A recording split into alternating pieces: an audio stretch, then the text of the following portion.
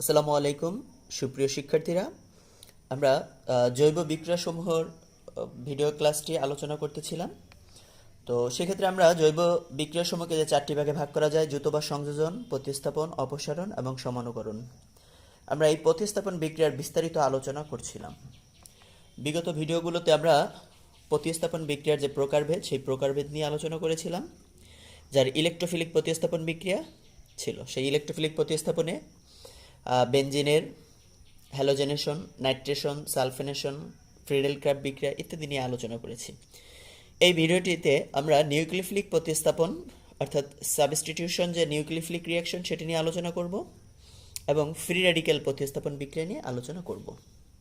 তাহলে আমাদের এই ভিডিওতে প্রতিস্থাপন বিক্রিয়ার নিউক্লিওফিলিক প্রতিস্থাপন ও মুক্তমূলক প্রতিস্থাপন এই আলোচনাটি থাকছে।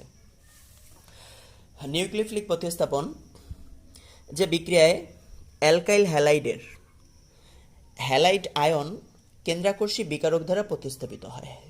অর্থাৎ কোনো অ্যালকাইল হ্যালাইড অণু থাকবে, এর হ্যালাইড আয়নটি অন্য কোনো শক্তিশালী নিউক্লিওফাইল দ্বারা প্রতিস্থাপিত হবে। তাহলে কেন্দ্রাকর্ষী প্রতিস্থাপন এই ধরনের বিক্রিয়াকে আমরা কেন্দ্রাকর্ষী প্রতিস্থাপন বিক্রিয়া বলবো। আর কেন্দ্রাকর্ষী প্রতিস্থাপনকে নিউক্লিওফিলিক সাবস্টিটিউশন, নিউক্লিওফিলিক মানে হচ্ছে কেন্দ্রাকর্ষী আর সাবস্টিটিউশন হচ্ছে প্রতিস্থাপন। তো সংক্ষেপে এটাকে আমরা নিউক্লিওফিলিকের জন্য এন আর সাবস্টিটিউশনের জন্য এস, তাহলে এস এন বিক্রিয়া বলতে পারি। তাহলে কেন্দ্রাকর্ষী প্রতিস্থাপন বিক্রিয়া বা এস এন বিক্রিয়া। একটা এক্সাম্পল হিসেবে এখানে দেখো, একটি নিউক্লিওফাইল অ্যালকাইল হ্যালাইড অণু, এটি 1 ডিগ্রি 2 ডিগ্রি 3 ডিগ্রি বা মিথাইল যে কোনো হতে পারে। তাহলে সেই নিউক্লিওফাইল কার্বনকে আক্রমণ করে এখান থেকে হ্যালোজেনকে প্রতিস্থাপিত করে। তাহলে হ্যালোজেন এই কার্বন এবং হাইড্রোজেন বা হ্যালোজেনের মধ্যবর্তী যে দুটি ইলেকট্রন নিয়েই সে হ্যালাইড আয়ন আকারে ত্যাগ ঘটে এবং একে বলা হয় লিভিং গ্রুপ। যেহেতু এটি ত্যাগ ঘটছে এজন্য একে লিভিং গ্রুপ বলা হয়। তো অ্যালকাইল হ্যালাইড অণুর দেখো, এই যে অ্যালকাইল হ্যালাইড আমরা এটাকে আর এক্স আকারেও বলতে পারি, আর এক্স অ্যালকাইল হ্যালাইড। তো অ্যালকাইল হ্যালাইড এই কার্বন এবং হ্যালোজেনের মধ্যে হ্যালোজেনের তড়িৎ-ঋণাত্মকতা অধিক, ফলে কি করবে, বন্ধনজোড় ইলেকট্রন হ্যালোজেন নিজের দিকে টেনে নেয়। এ কারণে হ্যালাইড আংশিক ঋণাত্মক এবং এই কার্বন আংশিক ধনাত্মক। অর্থাৎ অ্যালকাইল হ্যালাইড অণুর অ্যালকাইল অংশটিতে আংশিক ধনাত্মক চার্জ বিদ্যমান থাকে। আর এই ধনাত্মক চার্জের উপস্থিতির জন্যই হ্যালাইডের সেই কার্বন পরমাণু বা অ্যালকাইল অংশের ধনাত্মক চার্জের উপস্থিতি, আর এই উপস্থিতির জন্যই নিউক্লিওফাইল, এরকম যারা নিউক্লিওফাইল আছে সেই নিউক্লিওফাইল এই প্লাসকে আকর্ষণ করে, প্লাস দ্বারা আকৃষ্ট হয়। এবং হ্যালাইড অপেক্ষা শক্তিশালী নিউক্লিওফাইল তারা কি করে, সেক্ষেত্রে এই হ্যালাইডকে প্রতিস্থাপন বিক্রিয়া ঘটায়। এবং এই বিক্রিয়ার ক্ষেত্রে কয়েকটি বিক্রিয়কের উপর বিক্রিয়ার হার বা বেগ নির্ধারণ করে, এর উপর ভিত্তি করে দুটি ভাগে ভাগ করা যায়। অর্থাৎ এস এন বিক্রিয়াকে আমরা দুটি ভাগে ভাগ করতে পারি, যার একটি হচ্ছে SN1 আর একটি হচ্ছে SN2। তো SN1 বিক্রিয়া যে কেন্দ্রাকর্ষী প্রতিস্থাপন বিক্রিয়ার গতি শুধুমাত্র একটি বিক্রিয়কের ঘনমাত্রার উপর নির্ভর করে। এর মানে শুধু একটি বিক্রিয়কের ঘনমাত্রার উপর এটি ডিপেন্ডেন্ট। তাকে এক আণবিক কেন্দ্রাকর্ষী প্রতিস্থাপন বিক্রিয়া, সংক্ষেপে বলা হয় SN1। এখানে 1 দ্বারা ইউনিমলিকুলার, এন দ্বারা নিউক্লিওফিলিক, এস দ্বারা সাবস্টিটিউশন। তাহলে সাবস্টিটিউশন, নিউক্লিওফিলিক, ইউনিমলিকুলার রিয়াকশন, অর্থাৎ এক আণবিক কেন্দ্রাকর্ষী প্রতিস্থাপন বিক্রিয়া, ইউনিমলিকুলার এক আণবিক। অর্থাৎ কেন্দ্রাকর্ষী প্রতিস্থাপন বিক্রিয়ার গতি শুধুমাত্র একটি বিক্রিয়ক অণুর উপর বা একটি বিক্রিয়ক অণুর ঘনমাত্রার উপর নির্ভর করে, এজন্য এটাকে SN1 বিক্রিয়া বলা হচ্ছে। আমরা এই SN1 বিক্রিয়াটির কৌশল ধাপ সহকারে একটু দেখব। SN1 বিক্রিয়া এটা সাধারণত এর কৌশলটা দুটি ধাপে সংঘটিত হয়। প্রথম ধাপে অ্যালকাইল হ্যালাইড এটি বিয়োজিত হয় এবং বিয়োজিত হয়ে মধ্যবর্তী কার্বনিয়াম আয়ন গঠন করে। তাহলে দেখো, এই অ্যালকাইল অংশ, হ্যালাইড অংশ, বন্ধনজোড় ইলেকট্রন হ্যালোজেনের যেহেতু তড়িৎ-ঋণাত্মকতা বেশি, সে নিজের দিকে নিয়ে হ্যালাইড আয়ন উৎপন্ন হয়, আর অ্যালকাইল ইলেকট্রন হারিয়ে ধনাত্মক কার্বনিয়াম আয়নে পরিণত হয়। তাহলে SN1 বিক্রিয়ার ক্ষেত্রে বিক্রিয়ার হার অ্যালকাইল হ্যালাইড অণুর ভাঙনের উপর নির্ভরশীল। যেহেতু শুধুমাত্র অ্যালকাইল হ্যালাইড অণুর ভাঙনের উপর এই বিক্রিয়াটা নির্ভরশীল, এজন্যই একাণবিক বিক্রিয়া বলা হচ্ছে। তো প্রথম ধাপে উৎপন্ন যে সেই অ্যালকাইল কার্বনিয়াম আয়ন, যেটা এটি কেন্দ্রাকোষী বিকারক কার্বনিয়াম আয়নের সাথে যুক্ত হবে। কেন্দ্রাকোষী বিকারক অর্থাৎ হ্যালাইডের চেয়ে শক্তিশালী সেই কেন্দ্রাকোষী বিকারক সেই কার্বনিয়াম আয়নের সাথে যুক্ত হবে। তো কার্বনিয়াম আয়নের সাথে যুক্ত হয়ে নতুন যৌগ তৈরি করবে। তাহলে সেই আমার কার্বনিয়াম, এই হচ্ছে আমার কেন্দ্রাকোষী বিকারক, এরা আবার পুনরায় যুক্ত হয়ে নতুন যৌগ তৈরি করল। উদাহরণ হিসেবে আমরা জলীয় পটাশিয়াম হাইড্রোক্সাইড দ্রবণ দ্বারা টারশিয়ারি বিউটাইল ক্লোরাইডের আদ্র বিশ্লেষণটা ব্যাখ্যা করব। তো এই জলীয় পটাশিয়াম হাইড্রোক্সাইডের দ্রবণ টারশিয়ারি বিউটাইল ক্লোরাইডের আদ্র বিশ্লেষণ, এই বিক্রিয়াটি মূলত SN1 কৌশলে ঘটে। তাহলে এটাকে আমরা ধাপ অনুসারে যদি ব্যাখ্যা করি, তাহলে প্রথমে আমরা একটু বিক্রিয়াটা দেখে নেই। Tertiary butyl chloride, tertiary butyl chloride অর্থাৎ এটি হচ্ছে 3 degree alkyl halide, 3 degree alkyl halide. তো 3 ডিগ্রি অ্যালকাইল হ্যালাইড হওয়ায় এক্ষেত্রে মূলত নিউক্লিওফাইল, এই কার্বনের চারদিকে বড় বড় অ্যালকাইল গ্রুপ যুক্ত থাকায়, ক্ষুদ্র একটি কার্বন পরমাণুর চারপাশে বড় বড় গ্রুপ যুক্ত থাকায় এই নিউক্লিওফাইল হ্যালোজেনের বিপরীত দিক থেকে আক্রমণ করার সুযোগ পায় না বড় বড় গ্রুপের ভিড়ের জন্য। এটাকে বলা হয় স্টেরিক হিন্ড্রেন্স। তো স্টেরিক হিন্ড্রেন্সের জন্য, স্টেরিক বাধা, ভিড়জনিত বাধা, এর জন্য শক্তিশালী সেই নিউক্লিওফাইল OH মাইনাস এটি আক্রমণ করার সুযোগ পায় না। সাধারণত এক্ষেত্রে যে পাশে হ্যালোজেন থাকে তার বিপরীত দিক থেকে আক্রমণ করে, কারণ হ্যালোজেন এটিও তড়িৎ ঋণাত্মক মৌল, এজন্য নিউক্লিওফাইল তার বিপরীত দিক থেকে আক্রমণ করে। কিন্তু ভিড়ের জন্য সেই নিউক্লিওফাইল শক্তিশালী হওয়া সত্ত্বেও সে ভিড়ের জন্য এই কার্বনকে আক্রমণ করার সুযোগ পায় না। তো এক্ষেত্রে তাহলে প্রথমে এর অণুটির ভাঙন হয়, পরে তার সাথে OH যুক্ত হয়। তো আমরা এই Cl অংশটা K এর সাথে যুক্ত হয় এবং K এর সাথে যুক্ত হয়ে KCl পটাশিয়াম ক্লোরাইড উৎপন্ন করে, আর এই খালি হাতে OH অংশটুকু যুক্ত হয়ে টারশিয়ারি বিউটাইল অ্যালকোহল উৎপন্ন করে, টারশিয়ারি বিউটাইল অ্যালকোহল। আমরা ধাপ অনুসারে বলছিলাম যে ব্যাখ্যা করব, যেহেতু OH আক্রমণ করার সুযোগ পায় না, স্টেরিক হিন্ড্রেন্স বা ভিড়জনিত বাধা, স্টেরিক বাধা এর জন্য, তাই প্রথম ধাপে 3 ডিগ্রি অ্যালকাইল হ্যালাইড তথা টারশিয়ারি বিউটাইল ক্লোরাইড অণুটি বিয়োজিত হয়ে 3 ডিগ্রি কার্বনিয়াম আয়ন গঠন করবে। তাহলে প্রথম ধাপে এটি বিয়োজিত হবে এবং বিয়োজিত হয়ে 3 ডিগ্রি কার্বনিয়াম আয়ন গঠন করবে। তো এই 3 ডিগ্রি কার্বনিয়াম আয়ন গঠনের ক্ষেত্রে দেখো, এই বন্ধনে যে দুটি ইলেকট্রন, যার একটি হচ্ছে এই কার্বনের আর একটি হচ্ছে হ্যালোজেনের, তো এই হ্যালোজেন বা ক্লোরিন এই দুটি ইলেকট্রন নিয়েই ধীরে ধীরে এই বন্ধনটি ভেঙে যায়। যেহেতু তারা একটা শক্তিশালী সিগমা বন্ধনে আবদ্ধ ছিল, এজন্য তাদের এই বন্ধন ভাঙনের এই প্রক্রিয়াটা খুব ধীরে ঘটে। তাহলে ধীরে ধীরে অ্যালকাইল হ্যালাইড অণুটি বিয়োজিত হলো, যেহেতু দুটি ইলেকট্রনিক ক্লোরিন নিয়ে গেল, তাহলে নিয়ে ক্লোরিন হয়ে গেল মাইনাস এবং সৃষ্টি হলো সেই কার্বনিয়াম আয়ন বা 3 ডিগ্রি কার্বোক্যাটায়ন। তো প্রথম ধাপে আমাদের অ্যালকাইল হ্যালাইড অণুটি বিয়োজিত হলো এবং এই কার্বোক্যাটায়ন উৎপন্ন হলো। দ্বিতীয় ধাপে, প্রথম ধাপে সেই কার্বোক্যাটায়ন, এই কার্বোক্যাটায়নের সাথে নিউক্লিওফাইল বিকারক যুক্ত হয়ে যাবে। তো কার্বোক্যাটায়ন আমাদের সেই নিউক্লিওফাইল ছিল OH মাইনাস হাইড্রোক্সিল আয়ন। তো হাইড্রোক্সিল আয়নটি প্লাস কার্বোক্যাটায়নের সাথে খুব দ্রুততার সহিত এর সাথে যুক্ত হবে। অনেকটা বলতে পারি যে এখানে আর যেহেতু হ্যালোজেন নাই, তাহলে ফাঁকা মাঠে খুব দ্রুতই গোল দেওয়া যায়, অর্থাৎ OHটি এখানে খুব দ্রুত এসে যুক্ত হবে। অর্থাৎ এই দ্বিতীয় বিক্রিয়াটি দ্রুত ঘটবে। তাহলে প্রথম ভাঙনটি এটি ধীরে ঘটে, বাট দ্বিতীয়টি দ্রুত ঘটে। তাহলে দ্বিতীয় ধাপে, অর্থাৎ এটি ঘটবেই, এখানে যদি প্লাস থাকে তাহলে মাইনাস সেটা যুক্ত হবেই, যুক্ত হয়ে এই 3 ডিগ্রি অ্যালকোহলে পরিণত হবেই। তাহলে প্রথম ধাপে অ্যালকাইল হ্যালাইড অণুর ভাঙন, এই অ্যালকাইল হ্যালাইড অণুর ভাঙন সম্পূর্ণ না হলে OH নিউক্লিওফাইল এখানে যুক্ত হওয়ার সুযোগ পায় না। তাহলে এই বিক্রিয়ার হার বা বেগ নির্ধারণ করতেছে প্রথম ধাপের অ্যালকাইল হ্যালাইড অণুর ভাঙনের উপর। এটি ভাঙলে যত দ্রুত ভাঙবে, বিক্রিয়ার হার তত বেশি হবে, তত দ্রুত হবে। তাহলে টোটাল বিক্রিয়াটার হার বেগ নির্ধারণ করতেছে অ্যালকাইল হ্যালাইড অণুর ভাঙনের উপর। আর অ্যালকাইল হ্যালাইড অণুর এই ভাঙনের উপর নির্ভরশীল হওয়ায় এটি SN1 বিক্রিয়া বা একানবিক কেন্দ্রাকোষী প্রতিস্থাপন বিক্রিয়া। এখন এই কেন্দ্রাকোষী একানবিক বিক্রিয়ার SN1 বিক্রিয়ার যে বৈশিষ্ট্যগুলো হলো, যে এই বিক্রিয়ার হার একটি বিক্রিয়ক অণু অ্যালকাইল হ্যালাইড অণুর উপর নির্ভরশীল, অ্যালকাইল হ্যালাইড অণুর উপর নির্ভরশীল। বিক্রিয়াটি দুটি ধাপে ঘটে। আমরা দেখলাম প্রথম ধাপে হ্যালাইড অণু ভাঙে এবং দ্বিতীয় ধাপে হ্যালাইড অণুর সাথে সেই শক্তিশালী নিউক্লিওফাইল যুক্ত হয়, মধ্যবর্তী কার্বোক্যাটায়ন তৈরি করে। তাহলে সেক্ষেত্রে এই অ্যালকাইল হ্যালাইড অণু ভেঙে মধ্যবর্তী এই কার্বোক্যাটায়ন তৈরি করবে। হ্যাঁ, বিক্রিয়াটি সাধারণত প্রথম ক্রমের হয়। আমরা যে বিক্রিয়ার ক্রম জানি, কোনো বিক্রিয়ার ক্রম, সেই ক্রম অনুসারে এটি প্রথম ক্রমের বিক্রিয়া। আর যেহেতু প্রথম ধাপে একটি মাত্র বিক্রিয়ক অণু অংশগ্রহণ করে, এজন্য এই বিক্রিয়ার আণবিকত্ব 1। সাধারণত পোলার দ্রাবকের ক্ষেত্রে অ্যালকাইল হ্যালাইড খুব সহজেই পোলারিত অবস্থায় থাকতে পারে, খুব সহজেই বিয়োজিত হয়ে ধনাত্মক ঋণাত্মকে পরিণত হতে পারে। এজন্য পোলার দ্রাবকে এই SN1 কৌশল ঘটে। সক্রিয়তার ক্রম সাধারণত মিথাইল হ্যালাইড। এক্ষেত্রে মিথাইল হ্যালাইড, দেখো এই কার্বনে ক্ষুদ্র ক্ষুদ্র হাইড্রোজেন পরমাণু যুক্ত।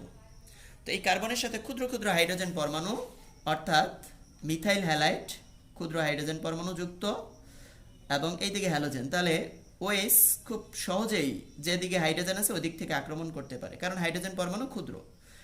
তো এক্ষেত্রে এর ভাঙনের জন্য অপেক্ষা করতে হয় না, অর্থাৎ এই ধরনের মিথাইল হ্যালাইডের ক্ষেত্রে SN1 বিক্রিয়া খুব কম ঘটবে।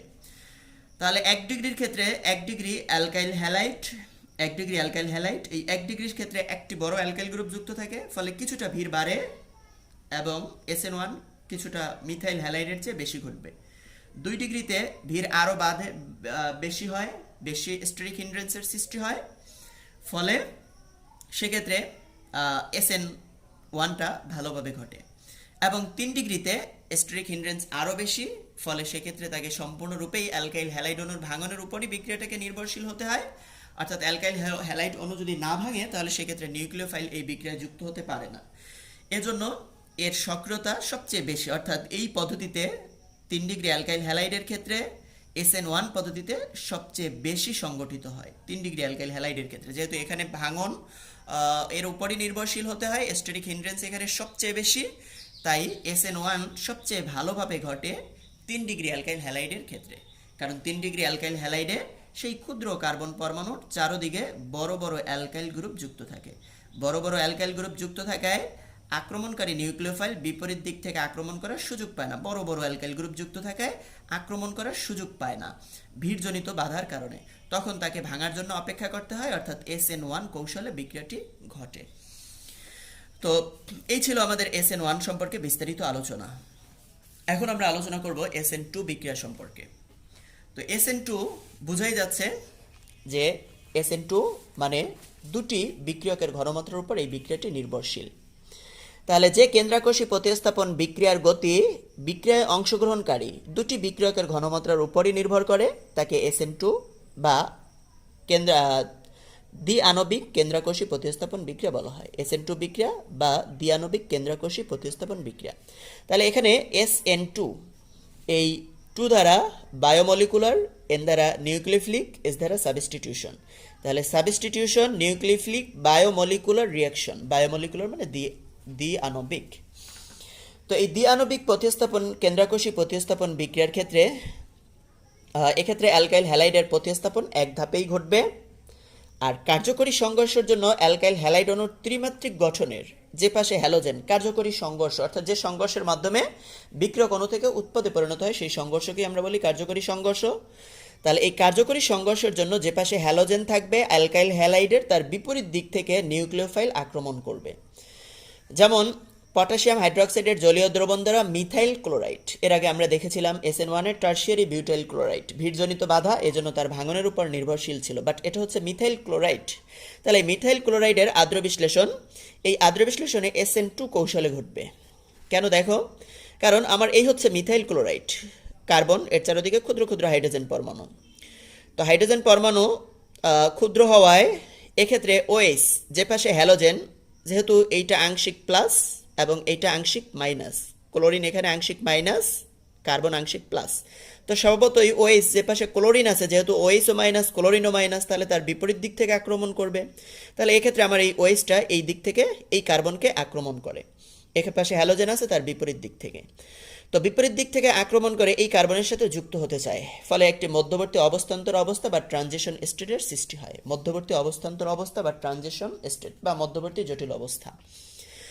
তো এই মধ্যবর্তী জটিল অবস্থায় দেখো এক্ষেত্রে OH এর সাথে কার্বনের সম্পর্ক ধীরে ধীরে গঠন হচ্ছে এবং কার্বনের সাথে ক্লোরিনের সম্পর্কের ধীরে ধীরে অবনতি হচ্ছে, অর্থাৎ OH তার সাথে বন্ধন গঠন করতেছে এবং সিসিএল এর মধ্যকার বন্ধনটি দুর্বল হয়ে যাচ্ছে, ভেঙে যাচ্ছে, তাদের সম্পর্কের অবনতি হচ্ছে। তো এক পর্যায়ে সেই কার্বন এবং ক্লোরিনের মধ্যকার দুটি ইলেকট্রনই ক্লোরিন নিয়ে এটি আলাদা হয়ে যায় ক্লোরাইড আয়ন আকারে, এবং ওএসটি সম্পূর্ণ এর সাথে একটি বন্ধন গঠন করে। তো একটু লক্ষ্য করলে দেখবে যে এক্ষেত্রে এই মিথাইল ক্লোরাইডে আমার যে পাশে হ্যালোজেন ছিল, ওএস তার বিপরীত দিক থেকে আক্রমণ করে। আক্রমণ করার কারণে এর কনফিগারেশন, মিথাইল হ্যালাইডের যে কনফিগারেশন ছিল, মিথানল বা উৎপাদে তার বিপরীত কনফিগারেশনের সৃষ্টি হয়। যেহেতু নিউক্লিওফাইল অ্যালকাইল হ্যালাইডের হ্যালাইড অংশের বিপরীত দিকে আক্রমণ করে, বিপরীত দিক থেকে কার্যকরী সংঘর্ষের জন্য আক্রমণ ঘটায়, তাই কনফিগারেশন ঘুরে যায়। অনেকটা ঝড়ে উল্টানো ছাতার ন্যায় এর কনফিগারেশন উল্টে যায়। অর্থাৎ এইটা যদি ছাতার মতো চিন্তা করো যে তুমি ছাতা নিয়ে হাঁটতেছো এরকম, তাহলে দেখো সেই ছাতাটা হঠাৎ ঝড়ে বা বাতাসে উল্টে গেল। এর মানে SN2 বিক্রিয়ায় যে উৎপাদ পাওয়া যায় তার কনফিগারেশন বিক্রিয়কের কনফিগারেশনের উল্টো কনফিগারেশন হয়। তো এই বিক্রিয়ার হার, এই বিক্রিয়ার ক্ষেত্রে দেখো ওএস যদি আক্রমণ না করতো তাহলে এই ক্লোরিনটা সহজে বন্ধনটা ভাঙতো না। তো এই বিক্রিয়ার হার ওএস এবং অর্থাৎ নিউক্লিওফাইল এবং মিথাইল ক্লোরাইড উভয়ের ঘনমাত্রার উপর নির্ভরশীল, কারণ ওর আক্রমণের উপরই এই বন্ধনটা ভাঙে, নতুবা খুব সহজে ভাঙে না, কারণ এখানে কোনো ইলেকট্রন দানকারী গ্রুপ এই কার্বনের সাথে যুক্ত নাই। এই কার্বনের সাথে ক্ষুদ্র ক্ষুদ্র হাইড্রোজেন, কোনো ইলেকট্রন দানকারী অ্যালকাইল গ্রুপ যুক্ত নাই, ফলে সহজে এই সিসিএল বন্ধনটা ভাঙে না। তাহলে নিউক্লিওফাইল আক্রমণ করলে তখন তার বন্ধন ভাঙে। তাহলে আমার নিউক্লিওফাইলও এই বিক্রিয়ার ক্ষেত্রে প্রয়োজন হয়, অ্যালকাইল হ্যালাইডও প্রয়োজন হয়। এর মানে দুইটি অণুই এই বিক্রিয়ায় প্রয়োজন হয়, তাই এটাকে বলা হয় দ্বি আণবিক কেন্দ্রাকর্ষী প্রতিস্থাপন। তাহলে ওএইচ মাইনাস এবং মিথাইল ক্লোরাইড উভয়ের ঘনমাত্রার উপর নির্ভরশীল, তাই এটি SN2 বিক্রিয়া। এর অবস্থান্তর অবস্থার দিকে লক্ষ্য করলে দেখা যায় যে এই যে অবস্থান্তর অবস্থা, দেখো এই মধ্যবর্তী যে ট্রানজিশন স্টেট, এর মধ্যে একটু লক্ষ্য করলে দেখবা যে এখানে যদি একটা মিথাইল থাকতো, একটা মিথাইল থাকতো বা দুইটা মিথাইল থাকতো বা তিনটা মিথাইল থাকতো, তাহলে এই এখানে মিথাইল, এখানে মিথাইল, এখানে মিথাইল থাকলে ওএইচ এর আক্রমণ করা কঠিন হয়ে যেত। তাহলে অ্যালকাইল গ্রুপ যত বড় হবে, 1 ডিগ্রি 2 ডিগ্রি 3 ডিগ্রি এরকম যদি হয়, তাহলে নিউক্লিওফাইলের আক্রমণ, স্টেরিক বাধা, ভিড়জনিত বাধা, সেই স্টেরিক হিন্ড্রেন্স এর বাধাও তত বেশি হতে থাকবে এবং SN2 কৌশল তত কম ঘটবে। মানে SN2 কৌশলে ওই বিক্রিয়াটা আর ঘটার পরিমাণ কমতে থাকবে, তার SN1 পরিমাণে ঘটবে। তাহলে বাধা যদি বাড়ে তাহলে SN1 এ ঘটবে, আর যদি বাধা কম থাকে তাহলে SN2 কৌশলে ঘটবে। তাহলে বিক্রিয়ার হার অ্যালকাইল হ্যালাইড ও নিউক্লিওফাইল উভয়ের ঘনমাত্রার উপর নির্ভরশীল। অপোলার দ্রাবক যে দ্রাবকে সেই কার্বন এবং ক্লোরিন এরা বিয়োজিত হবে না, অপোলার দ্রাবক, এরকম অপোলার দ্রাবকে এদের প্লাস মাইনাস পোলের সৃষ্টি হবে না, তাদের ক্ষেত্রে SN2 কৌশল দেখা যায়। বিক্রিয়াটি SN2 এটি দেখা গেল কি, তাহলে এক ধাপেই ঘটে, যদিও মধ্যবর্তী একটা অবস্থান্তর অবস্থা সৃষ্টি করে ক্ষণস্থায়ী অবস্থা, কিন্তু টোটাল বিক্রিয়াটি একটি ধাপেই সম্পন্ন হয় এবং এটি দ্বিতীয় ক্রমের, এটি অর্থাৎ বিক্রিয়ার ক্রম অনুসারে এটি দ্বিতীয় ক্রমের এবং প্রথম ধাপে যেহেতু দুইটি অণুই অংশগ্রহণ করে এজন্য এই বিক্রিয়ার আণবিকত্ব 2, আর এর সক্রিয়তা ক্রম 3 ডিগ্রি অ্যালকাইল হ্যালাইডে এটি তেমন ঘটে না বললেই চলে, 2 ডিগ্রির ক্ষেত্রে খুবই কম ঘটে, 1 ডিগ্রির ক্ষেত্রে মোটামুটি ভালোভাবে এটি ঘটে এবং মিথাইল হ্যালাইডের ক্ষেত্রে সবচেয়ে বেশি ঘটে SN2 কৌশলে। মিথাইল হ্যালাইডে SN2 কৌশলে সবচেয়ে বেশি ঘটে, কারণ এখানে কোনো বাধা নেই, ফলে অ্যালকাইল হ্যালাইড অণুর ভাঙনটা ওএইচ এর আক্রমণের, নিউক্লিওফাইলের আক্রমণের উপর নির্ভরশীল হয়। এরপরে আমরা দেখব ফ্রি রেডিক্যাল প্রতিস্থাপন বিক্রিয়া। তাহলে এই ছিল আমাদের কেন্দ্রাকর্ষী প্রতিস্থাপন বিক্রিয়া। এখন আমরা দেখছি ফ্রি রেডিক্যাল প্রতিস্থাপন বিক্রিয়া। তো ফ্রি রেডিক্যাল প্রতিস্থাপন বিক্রিয়া, যে প্রতিস্থাপন বিক্রিয়ায় আক্রমণকারী বিকারক ফ্রি রেডিক্যাল হয় তাকে ফ্রি রেডিক্যাল প্রতিস্থাপন বিক্রিয়া বলে। তাহলে এক্ষেত্রে আক্রমণকারী বিকারক হবে ফ্রি রেডিক্যাল, আর এরকম বিক্রিয়াকে আমরা বলবো ফ্রি রেডিক্যাল প্রতিস্থাপন বিক্রিয়া। যেমন মিথেনকে ক্লোরিন, মিথেনের সাথে ক্লোরিনের বিক্রিয়া অতিবেগুনি আলোর উপস্থিতিতে, তো সেক্ষেত্রে কি হবে, এই হাইড্রোজেন তার ইলেকট্রনটি নিয়ে এখানের একটি ক্লোরিনের ইলেকট্রনকে নিয়ে তার সাথে যুক্ত হয় HCl, আর মিথাইলের সাথে ক্লোরিন যুক্ত হয়ে মিথাইল ক্লোরাইডে পরিণত হবে। তো আমরা এটার কৌশল অনুসারে যদি ব্যাখ্যা করি, তাহলে প্রথম ধাপে সেই ক্লোরিন অণু এটি সুষম বিভাজন ঘটে এবং সুষম বিভাজনের ফলে ক্লোরিন ফ্রি রেডিক্যাল তৈরি হয়। তাহলে ক্লোরিন বন্ধনের মধ্যে দেখো দুটি ইলেকট্রন, যে যার ইলেকট্রনটি নিয়ে সুষমভাবে ভেঙে যায়। তাহলে সুষমভাবে ভেঙে গেলে দুটি ক্লোরিন ফ্রি রেডিক্যালের তৈরি হয়। তো দ্বিতীয় ধাপে এক্ষেত্রে প্রথম ধাপে সেই ক্লোরিন ফ্রি রেডিকেল সে মিথেন অণুকে আক্রমণ করবে এবং মিথাইল ফ্রি রেডিকেল তৈরি করবে। তাহলে দেখো মিথেন অণুতে কার্বন আর এই হাইড্রোজেনের মধ্যকার দুটি ইলেকট্রন ক্লোরিন ফ্রি রেডিকেল এক্ষেত্রে এই হাইড্রোজেনের ইলেকট্রনটি নিয়ে এর সাথে যুক্ত হয়, তাহলে উৎপন্ন হয় HCl, আর এই ইলেকট্রন সহ মিথাইল অংশটি মিথাইল ফ্রি রেডিকেলে পরিণত হয়। তো মিথাইল ফ্রি রেডিকেলে পরিণত হলে পরবর্তীতে সেই মিথাইল ফ্রি রেডিকেট নতুন আরেকটি ক্লোরিন অণুকে আক্রমণ করে এবং ক্লোরিন অণুকে আক্রমণ করে পুনরায় ক্লোরিন ফ্রি রেডিকেল তৈরি করে। তাহলে পুনরায় অর্থাৎ এই মিথাইল ফ্রি রেডিকেল আক্রমণ করলে আরেকটা নতুন ক্লোরিন অণুকে, এই ক্লোরিন অণুর এখানে যে দুটি ইলেকট্রন তার একটি ইলেকট্রন সহ ক্লোরিনকে নিয়ে মিথাইল ক্লোরাইড তৈরি হলো, আর এই ক্লোরিনটি ফ্রি রেডিকেল আকারে নতুন আবার তৈরি হলো। এই ক্লোরিন ফ্রি রেডিকেল আবার নতুন কোনো মিথেন অণুকে আক্রমণ করবে, অর্থাৎ এই যে ফ্রি রেডিকেল তৈরি হলো ক্লোরিন ফ্রি রেডিকেল সে পুনরায় আবার দ্বিতীয় এবং তৃতীয় ধাপ ঘটাতে থাকবে। অর্থাৎ এই বিক্রিয়াটি একবার শুরু হলে এরপর বারবার দ্বিতীয় এবং তৃতীয় ধাপের অনুসরণ ঘটবে। তাহলে এক্ষেত্রে ফ্রি রেডিকেলের আক্রমণের মাধ্যমে এই বিক্রিয়ার সূচনা ঘটে এবং ফ্রি রেডিকেলের মাধ্যমে প্রতিস্থাপন বিক্রিয়া সংঘটিত হয়। এজন্য এই বিক্রিয়াগুলোকে বলা হয় ফ্রি রেডিকেল প্রতিস্থাপন বিক্রিয়া। ধন্যবাদ সবাইকে।